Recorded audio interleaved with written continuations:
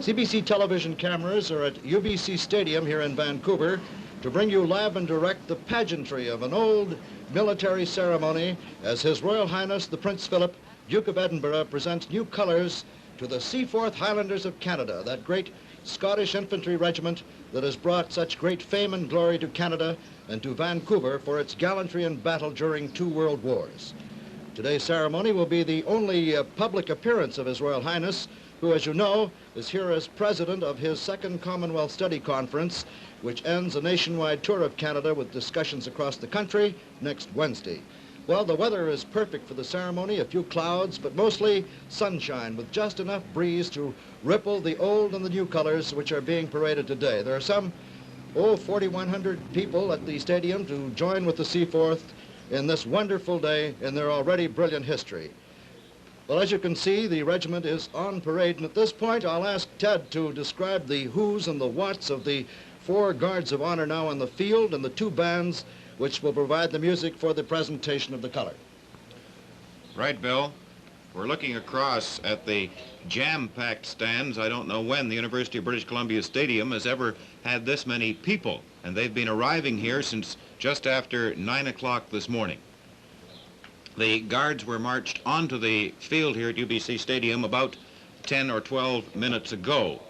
For this ceremony this morning, the battalion is made up of 4 guards, numbers 1, 2, 3, and 4, all under the command of the commanding officer, Lieutenant Colonel D.I. Fairweather.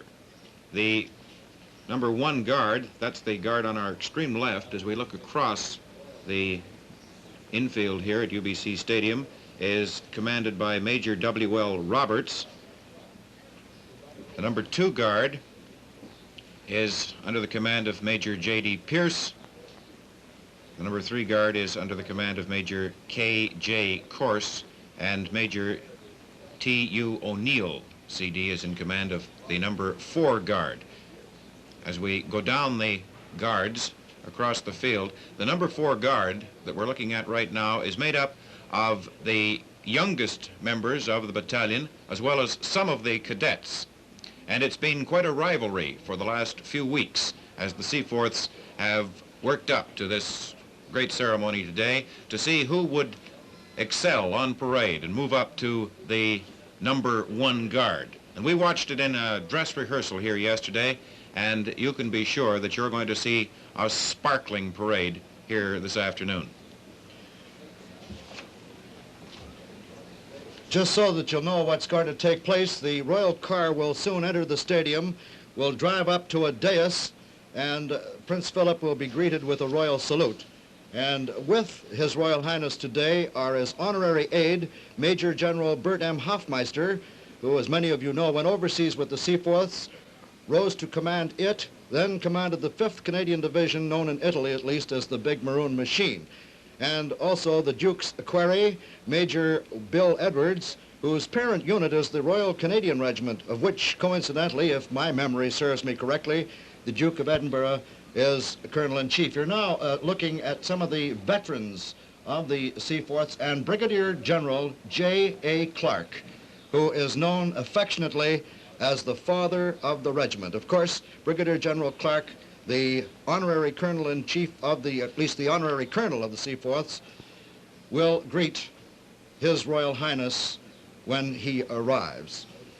Lieutenant Colonel David Fairweather, commanding officer of the Seaforths, is a man who has risen through the ranks, actually. He went overseas with the Seaforth Highlanders as a private, having joined up at the outbreak of war. He was promoted to sergeant back in 1941, returned home to Gordon Head near Victoria, received his commission in 1943, returned overseas to rejoin his regiment at Ortona in Italy, and fought with it until he returned home. He was a major in 1948, took over command in June of last year.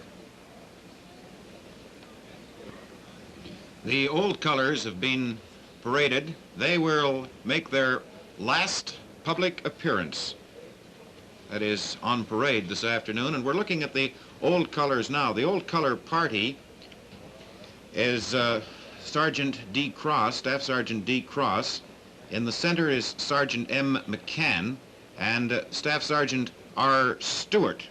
There's the Queen's color and the regimental color, the Queen's color being #1 color. It is on our left as we look at it. And the combined years of service of those 3 non-commissioned officers reach 92 years, almost the length of time that Canada has formerly been a nation.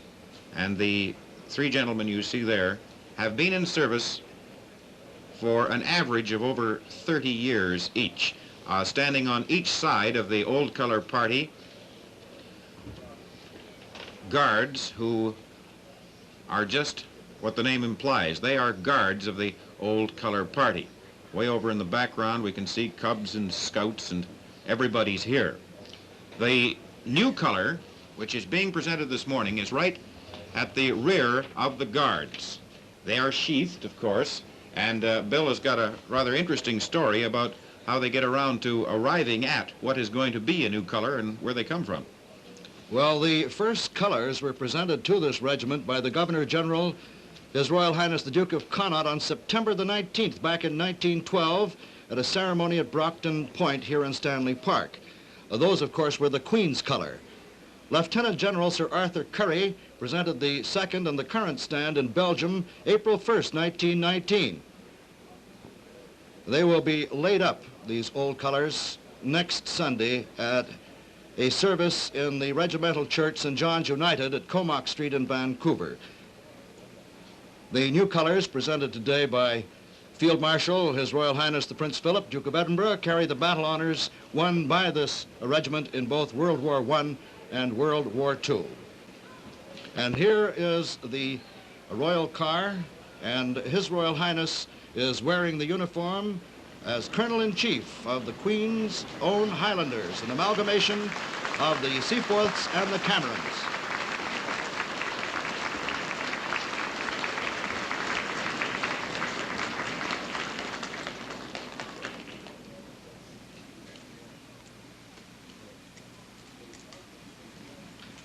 General Clark, who, by the way, is entitled to be called General because he was appointed to that particular rank before it was abolished in the 20s. The Royal Salute.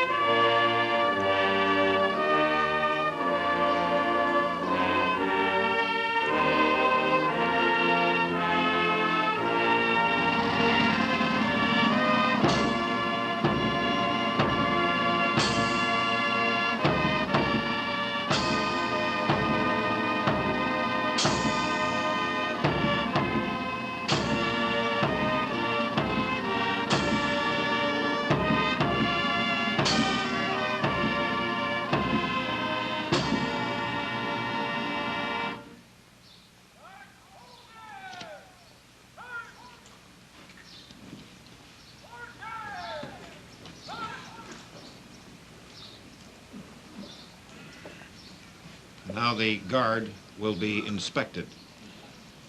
I think at this point, Ted, the Prince is breaking protocol just a bit. He is marching out to meet Colonel Fairweather, which is rather unusual.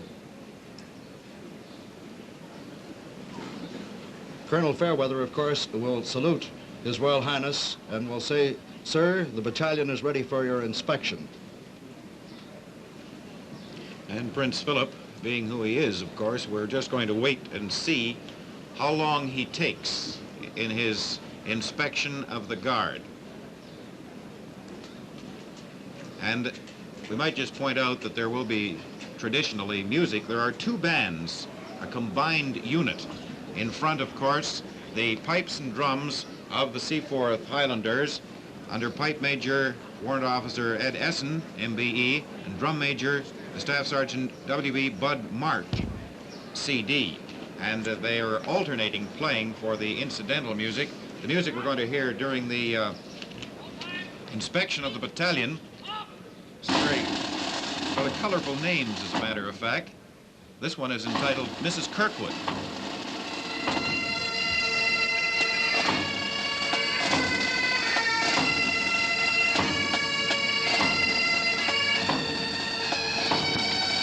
His Royal Highness today has decided that he's going to stop every once in a while and speak to various members of the unit.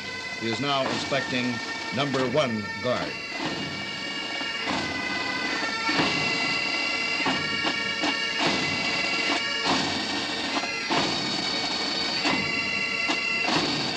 The Seaforths formed a guard for His Royal Highness when he was here in 1954. And again, Ted, when Her Majesty the Queen and the Duke of Edinburgh came in 1959. So the Seaforths are no strangers to the royal family. Funny, at that time, I believe it was in 54, they were in Scarlet. And the Prince mentioned to one of the members of the battalion at that time, he said, "It seems strange to me, I have to come 7,000 miles to see a proper Scottish uniform." What a splash of color the dress uniforms of the officers and men pour over this football stadium. The whole regiment is turned out in its best number 1 uniforms, the officers wearing forest green doublets or jackets with choker colors, with rank insignia on gold and white epaulets on their shoulders. They wear white leather cross belts and a white belt around their waists, and the Seaforth's crest, a stag's head, is embossed in silver on a burnished brass plate on those white belts. They wear the Mackenzie tartan of green with small red and white stripes running through that green. They wear hairsporns, they carry claymores, really ceremonial infantry swords. Headdress, Kilmarnock bonnet, navy blue with diced red and white trim, and a red turi on the top. The hose are Menzies, or I suppose more correctly, Mingus hose, with diced red and white tops. They wear gaiters and black shoes and white gloves. And the scarlet sash from the left shoulder to right hip is made of silk, and by the way, was originally used to carry wounded men from the battlefield. The warrant officers, both first and second class, and the sergeants wear exactly the same uniforms, with the exception of the white leather cross belts. And apart from the red sashes, the men wear the same kind of uniforms. The band, that is the pipes and drums of the Seaforth, of course, are wearing their best dress uniforms too. The pipers, forest green doublets, full shawl and shoulder brooch containing the regimental badge, the stag's head, and of course, the Mackenzie kilt. The pipers wear Glengarry's, a forage-type black hat with red and white dicing, and with a double black ribbon, I believe called a puggaree, fixed to the back of the hat. Drummers, scarlet doublets, white buff belts with silver buckles carrying unit insignia, full Highland feather bonnets with a white Seaforth hackle. The bonnets, by the way, made from dyed ostrich feathers, the hackles from eagle feathers. The bass drummer wears a Kruger skin, the Canadian symbol for the Seaforths. Tenor drummers wear leopard skins, a custom retained since Seaforth Regiment served in India in the last century. And Ted, how about describing the uniforms of the RCE band? This Royal Canadian Engineers Band from the Army camp at Chilliwack is under the direction of Lieutenant Leonard Camplin, and the drum major is W.O.2 John Luscombe, who was formerly with the Irish Guards. And they are wearing high fur busbies. These are not to be confused, I hasten to point out, with bear skins. The busby has a flash on the side. They wear red tunics, blue trousers with a red stripe, black boots, and black webbing. The busbies are worn only by the hussars, the artillery, and the engineers. Now His Royal Highness is moving over to the band, and we're quite anxious to wait and see whether or not he will go through a full inspection. The Prince is, one might say, at times unpredictable at a time like this, and one is never quite sure just how long he will spend. But when he gets over to the Seaforth band, some of those men are certainly much bemedaled. I know for certain that the plate major, Warrant Officer Essen, and the drum major, Bud Marsh, who the Duke is talking to right now, were with the regiment in Italy. And Ed Essen was talking yesterday with us about inspections in the field during the war, when the regiment served in Italy. There, he's talking to the pipe major now, Ed Essen.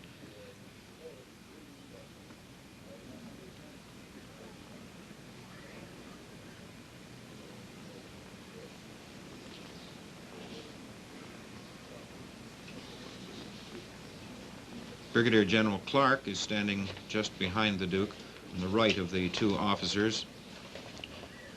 My, what a outstanding soldier that man is. He has been with the Seaforths, as Bill pointed out. He's affectionately known as the father of the regiment.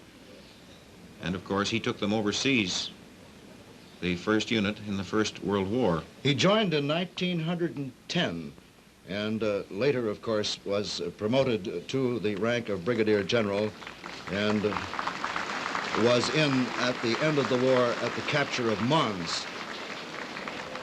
Oh, now, there he has broken precedent. He's going over to speak now to the veterans, the members of the Seaforths Association. Bill, that's... What a day for Matt Black, whom you can see at the extreme left of your picture.